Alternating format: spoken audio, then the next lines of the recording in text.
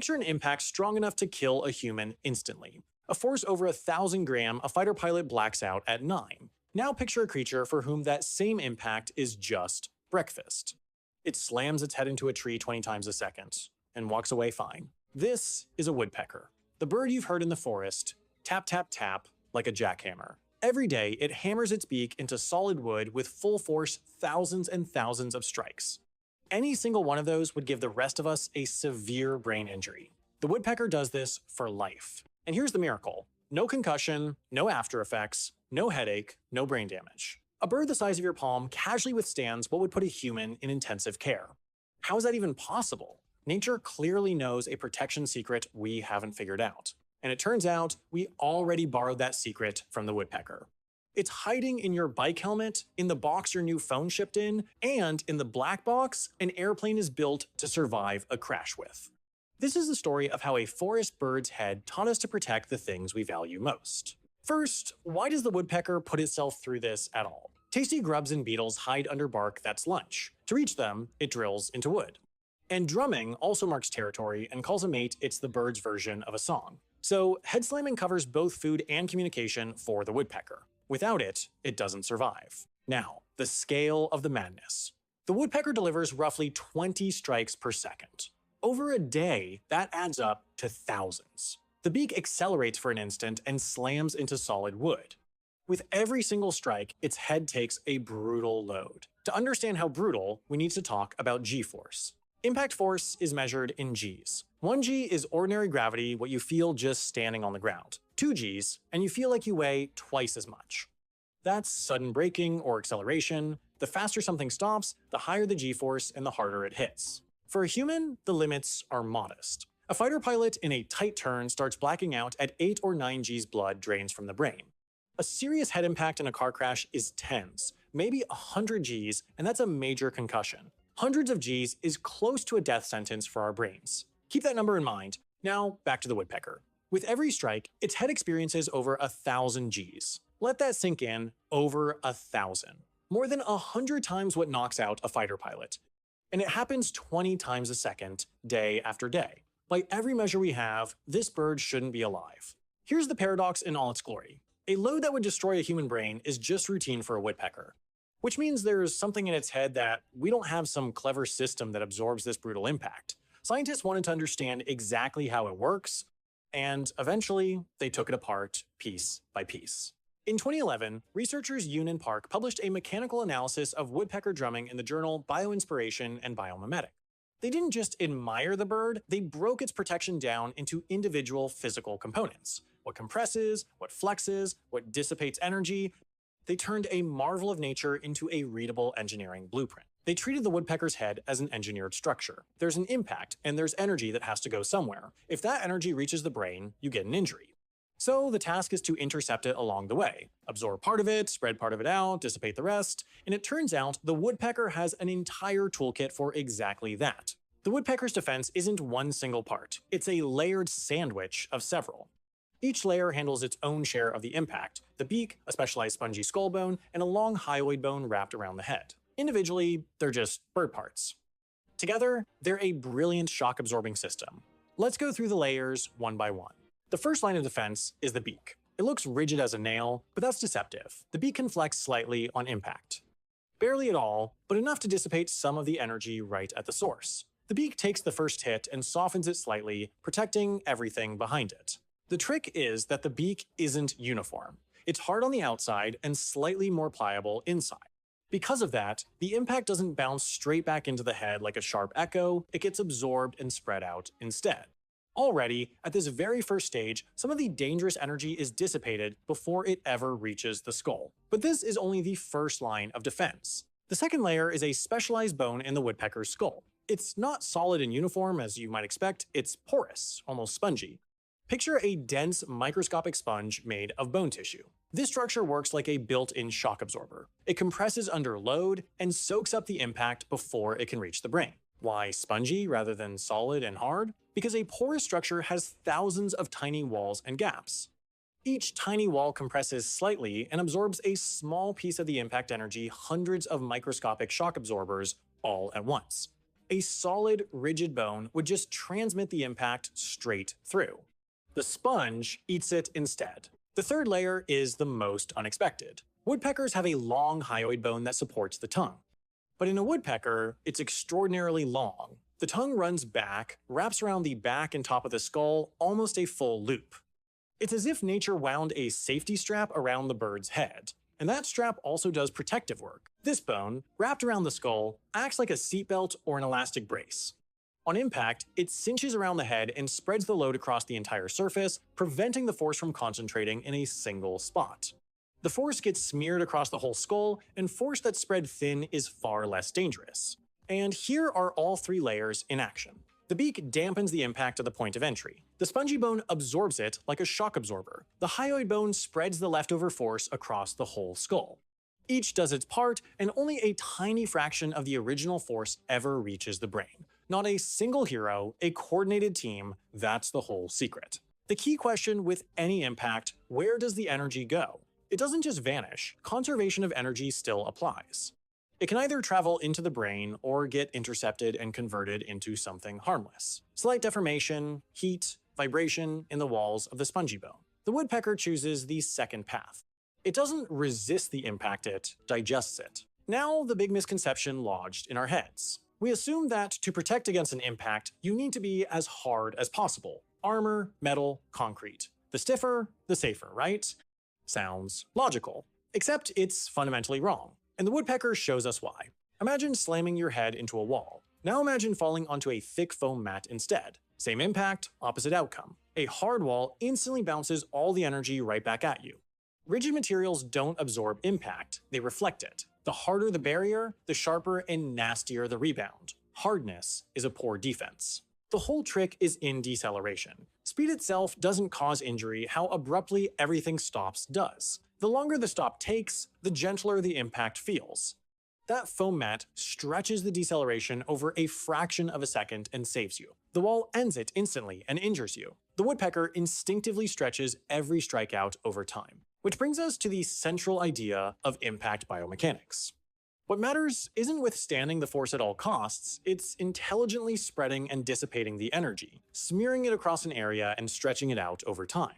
Not meeting the impact head-on, but carefully diffusing it. The woodpecker doesn't make its head tougher, it makes it smarter. And that's exactly what we borrowed from it. Which is why good protection is always layered, never a single solid block. A rigid layer on the outside to catch and spread the impact. A soft, compressible layer inside to absorb it and stretch out the deceleration. That's exactly how a woodpecker's head is built, and it's exactly how engineers started building protection for us. Time to see where this shows up. The most obvious application is helmets, bike, motorcycle, construction, sports. Their job is the same as the woodpecker's skull. Keep the impact from reaching the brain. And the principle is identical. Don't make the shell harder, make it absorb and spread the impact correctly. Let's look inside a good helmet. A good helmet is a sandwich, just like a woodpecker's head. On the outside, a hard, smooth shell that catches the impact and spreads it across a large area that's the hyoid bone's job. Inside, a layer of crushable foam. And that foam is the really interesting part. It's man-made spongy bone. On impact, the foam layer crushes once, permanently absorbing energy through thousands of tiny cells. Exactly like the porous bone in a woodpecker's skull. The foam sacrifices itself, compressing so your head doesn't have to. That's exactly why a helmet gets replaced after a serious impact. It already did its job as designed, and it won't save you the same way twice. And the helmet's hard outer shell plays the role of that wraparound hyoid bone. It keeps the impact from concentrating at a single point and spreads it across the whole surface.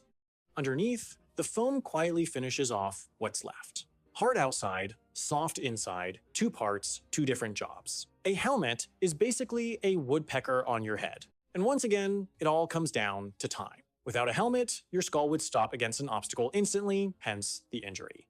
A helmet adds a few extra millimeters of soft travel and a few extra fractions of a second of deceleration. That tiny margin is enough to turn a fatal blow into a bruise.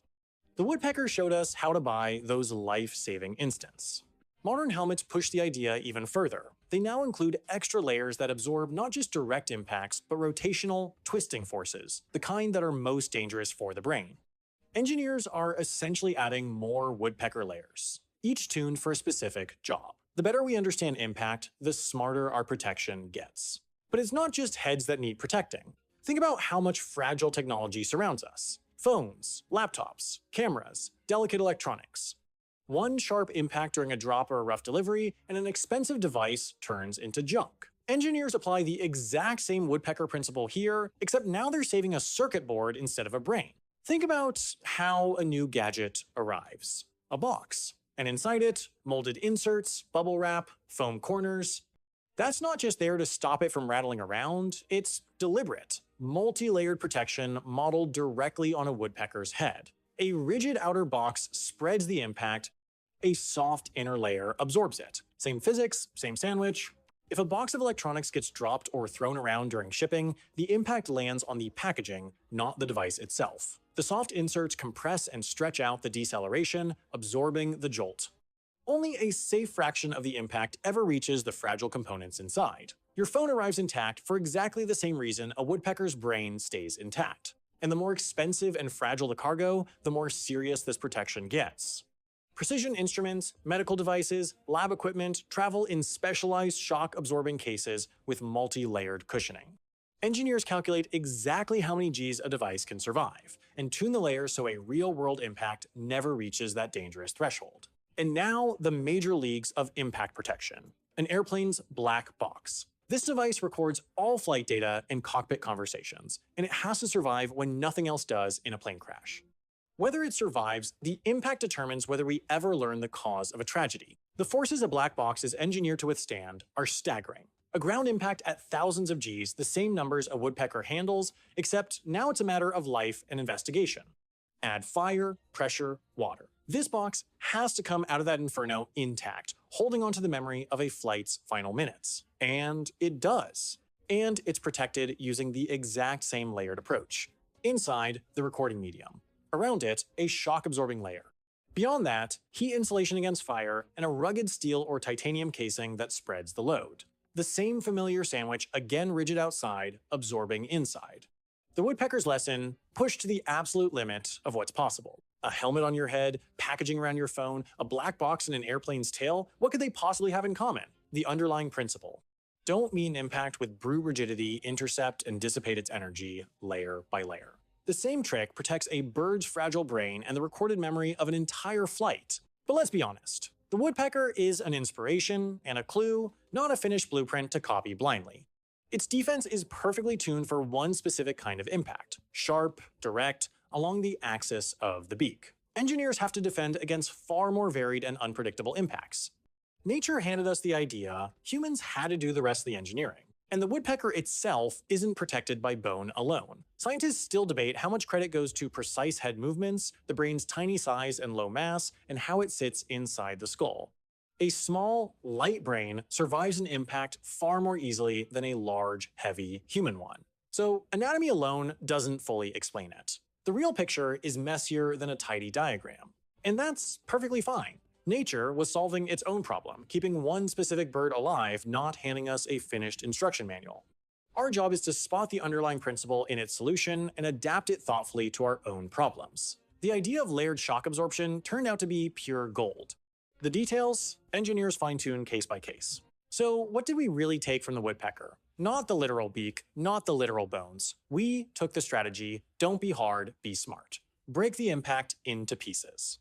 Absorb part of it, spread part of it, stretch part of it out over time. That philosophy of protection now works across all kinds of fields, far beyond the forest. Once you understand the idea, you start spotting it everywhere. Phone cases with soft bumper edges, running shoes with cushioned soles, car bumpers and crumple zones that absorb impact in a crash. It's the same logic every time. Sacrifice something soft to save something valuable. The woodpecker's logic, which means an unassuming forest bird turned out to be a teacher for serious engineers. The bird we used to chuckle at for banging its head against trees actually masters an art of shock absorption we're still catching up to. It's been doing this for millions of years before we built our first helmet. Nature was a step ahead, once again. And the woodpecker also reshapes how we think about strength itself. We tend to admire what's rigid and unyielding, but it shows us something different. Real protection is knowing when and where to give. Sometimes strength isn't about holding your ground at any cost, it's about giving way intelligently. Flexibility can outlast armor. Put it all together. 20 times a second, a woodpecker survives an impact that would kill a human and walks away fine. Not because its skull is tougher, but because its head knows how to dissipate an impact intelligently, layer by layer. We cracked that trick, and now we use it to protect heads, electronics, and the memory of an entire flight. Here's the thought to leave with. Next time you hear that business like tap tap tap in the forest, remember, that's not just a bird getting lunch. That's a living textbook on impact physics, smarter than many of our own inventions. Nature often hides its best lessons in the most ordinary places. All it takes is stopping to actually look. A tiny bird that slams its head and never suffers for it gave us helmets, packaging, and indestructible black boxes, all thanks to knowing how to absorb an impact rather than fight it. If stories like this are your kind of thing, there are plenty more ahead. Next time, how a mussel clings to a rock in crashing surf, and what it taught us about making glue that works even underwater. Until then, keep looking at the world around you and asking, why does that work? Thank you for being with us. If you find the idea inspiring that nature is our greatest teacher, share this story with someone who still enjoys being amazed by the world.